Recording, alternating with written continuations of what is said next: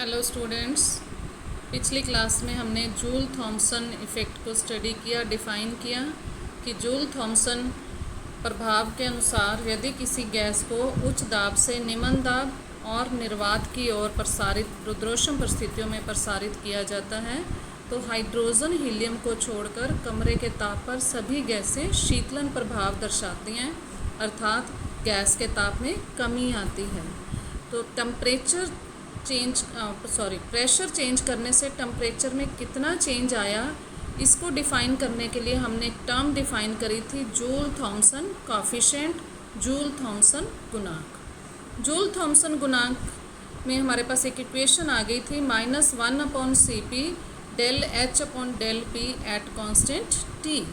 इस इक्वेशन को यूज़ करते हुए हम किसी भी गैस के जूल थॉमसन कॉफिशिएंट का मान ज्ञात कर सकते हैं, और उसे ज्ञात करने के लिए हम आइडियल गैस और रियल गैसेस को अलग अलग डिस्कस करते हैं। पहले हम लोग लेते हैं आइडियल गैसेस।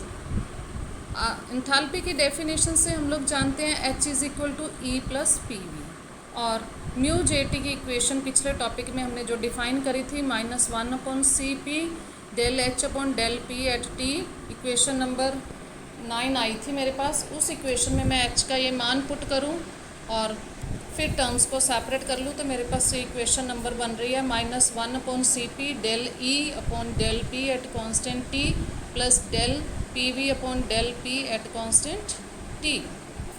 यहाँ जो फर्स्ट टर्म है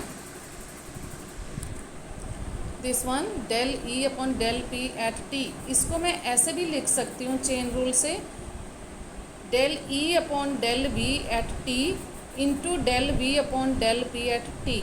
यानी मैंने क्या किया, इस टर्म को del V और del V से multiply as well as divide कर दिया, तो मेरे पास ये दो टर्म्स सेपरेट हो गई। ऐसा मैंने क्यों किया, क्योंकि हम पीछे जूल्स लॉ में डिफाइन कर चुके हैं कि del E upon del V eight constant T is zero. ये टर्म हम पीछे एक्सप्लेन कर चुके हैं कि this is zero for ideal gases. ये टर्म ज़ीरो होते ही मेरे पास ये पूरी टर्म क्या हो गई, ज़ीरो हो गई, जिससे ये फर्स्ट टर्म जो है वो ख़त्म हो गई। बचा क्या मेरे पास, सेकेंड टर्म।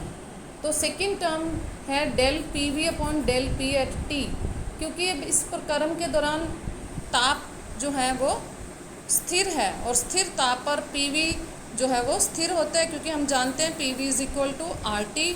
अगर T कांस्टेंट है तो RT कांस्टेंट होगा, यानी PV कांस्टेंट होगा। तो मेरे पास ये टर्म जो है, this term will also be zero, this term will also be zero. तो दोनों टर्म ज़ीरो हो गई, means mu JT is equal to zero.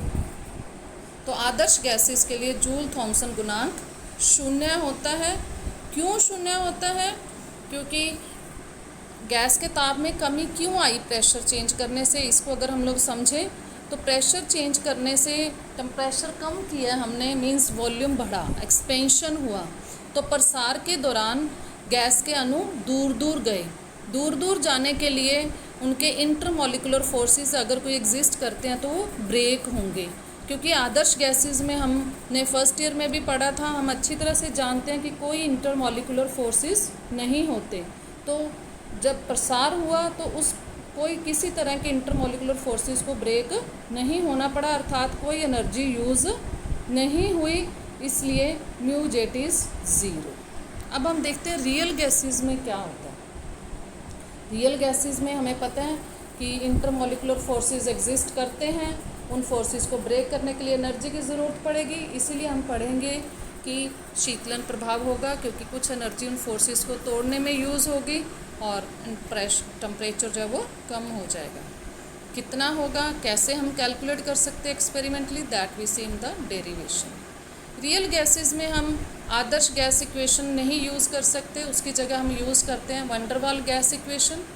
Adarsh gas समीकरण को ही मॉडिफाई करते हैं हम रियल गैसेस के लिए, तो इक्वेशन बन जाती है वैन डर वाल समीकरण। एक मोल गैस के लिए आपको पता है वैन डर वाल समीकरण होता है P plus A upon V square into V minus B is equal to RT।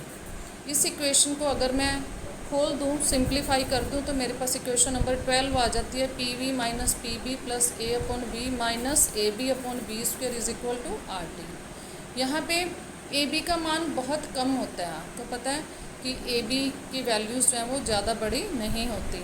तो A B upon B square term जो है इस इक्वेशन में, दिस टर्म जो है ये टर्म का मान बहुत कम होगा, तो इसको हम उपेक्षित कर देते हैं। तो इस टर्म को इस इक्वेशन में से इग्नोर करते हुए बाकी की इक्वेशन को मैं लिखती हूँ। तो मेरे पास आ जाती है P V minus P B plus A upon V is equal to R T, और V is equal to R T by P plus B minus A upon B. अब 1 मोल गैस के लिए पी वी लगभग R T के बराबर होता है, तो अगर हम रियल गैस में भी इसको लगभग बराबर मान लें तो इक्वेशन नंबर 13 जो है वो इक्वेशन नंबर 14 का रूप ले लेगी, अर्थात ए अपॉन पी वी टर्म बन जाएगी ए अपॉन आर टी। अब इक्वेशन नंबर 14 को हम ताप के संदर्भ में स्थिर दाब पर अवकलन करें तो इक्वेशन बन जाएगी मेरे पास del V upon del T at constant P left side, और राइट साइड में रह जाएगा R upon P plus A upon R T square. Equation number 14 को हम रीअरेंज करके फिर से लिखते हैं इस फॉर्म में, इक्वेशन नंबर 16 की फॉर्म में, R upon P is equal to V minus B plus T is equal to A upon R T square. इस इक्वेशन नंबर 16 में मैं आर पी का मान समीकरण 15 से पुट करती हूँ, तो मेरे पास इक्वेशन बन जाती है लेफ़्ट साइड इक्वेशन नंबर 15 की as it is, right side में आ जाएगा V minus B upon T plus A upon R T square, R upon P की जगह आ गया plus A upon R T square. और ये इक्वेशन जो है मेरे पास रीअरेंज करने से बन गई T into del V upon del T at constant P is equal to V minus B plus 2a upon R T.